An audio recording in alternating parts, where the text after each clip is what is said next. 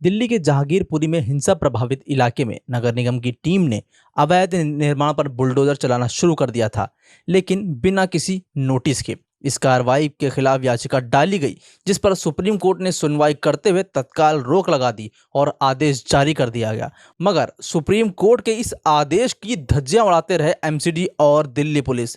Delhi police और MCD मिलकर गरीब मजलूमों के घर पे, दुकानों पे बुलडोजर चलाते रहे। सोचिए, इतने सालों से सो रहे थे, जैसे ही दंगे हुए वैसे ही उनको अवैध निर्माण दिखने लगे। लेकिन इतने सालों से जब भी एमसीडी के जितने भी अधिकारी थे, जितने भी कर्मचारी थे, जब भी जाते थे जहांगीरपुरी में तो पैसा लेकर चले आते थे। मगर आज देखने वाली बात है, सोचने वाली बात है कि इतने सालों से जो दुकानें चल रही थीं, आज अचानक से अवैध दिखने लगी, अचानक से सब अवैध हो गई। क्यों? दिल्ली जहांगीरपुरी हिंसा के बाद अचानक से।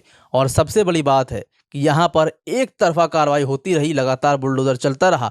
मस्जिद की दीवारें भी तोड़ दी गईं, जो बाहर गेट लगा हुआ जहांगीरपुरी सी ब्लॉक पे जो मस्जिद थी, जहाँ पर सारा बवाल शुरू हुआ था, उसकी दीवारें भी, जो बाउंड्री थी, वो भी तोड़ दी गई। उसके अगल बगल के जितने निर्माण थे, जिनको अवैध बताया जा रहा था, वो भी तोड़ दिए गए। अचानक से ये सारे निर्माण अवैध हो गए। इससे पहले ना तो ये अवैध निर्माण थे, ना ही कुछ था। लेकिन सबसे बड़ा सवाल है कि जो बुलडोजर मस्जिद पे चला, वो मंदिर के अवैध निर्माण पर क्यों नहीं चला? लोग ये सवाल पूछ रहे हैं। अगर कार्रवाई करनी थी तो फिर एक तरफा कार्रवाई क्यों की गई कि सिर्फ मस्जिद की बाउंड्री तोड़ी गई और मंदिर की छोड़ दी गई? इस पर अधिकारियों का कहना है कि जब हम मंदिर के पास पहुंचे तो उनको नोटिस मिल गया था, उनको जो सुप्रीम कोर्ट ने आदेश जारी किया था वो मिल गया था। सोचिए कितना इत्तेफाक की बात है ना, कि मंदिर तक पहुंचते पहुंचते नोटिस मिल गया। और इससे पहले जब बुलडोज़र चल रहा था मुसलमानों की दुकानों पर और मस्जिद की बाउंड्री पर, तब तक कहीं भी कोई भी बुलडोज़र नहीं नज़र आया।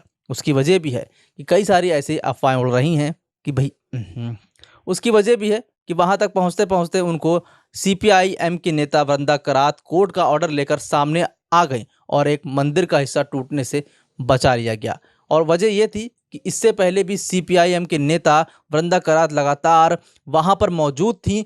और इस तस्वीर को मैं आपको दिखाना चाहूँगा, और ये तस्वीर आप जो वीडियो देख रहे हैं, ये उसी वक्त की है जैसे ही वो मंदिर के पास पहुंची थी, बुलडोज़र से गिराने जा रही थी तो वृंदा करात पहुंच गई थी। वैसे आपको बता दें कि वृंदा करात जब सुबह से वहां मौजूद थी और जो ये एमसीडी और दिल्ली पुलिस की जो कार्यशैली थी उस पर सवाल उठा रही थी, जिसके बाद उन्होंने बताया भी था कि कपिल सिब्बल और उनके जो वकील हैं वो हाई कोर्ट पहुंच गए हैं और कोर्ट ने आदेश दे दिया है। मगर इसके बावजूद भी वृंदा करात ने कहा कि एमसीडी और दिल्ली पुलिस ये कार्रवाई नहीं रोक रही है। सोचिए, ये पूरी तरीके से कोर्ट के आदेश की धज्जियां उड़ाई गईं।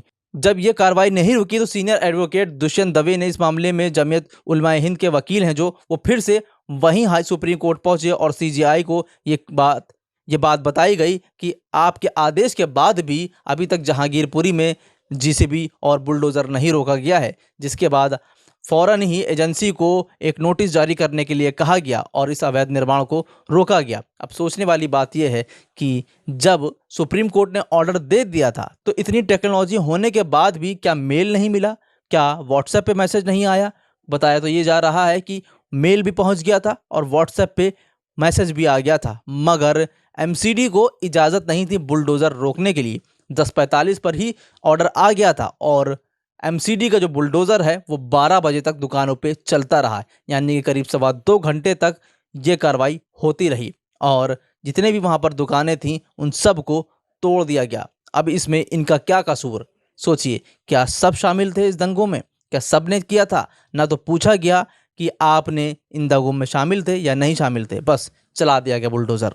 फिलहाल आपका क्या कहना है इस पूरी खबर पर? हमें कमेंट करके ज़रूर बताइए।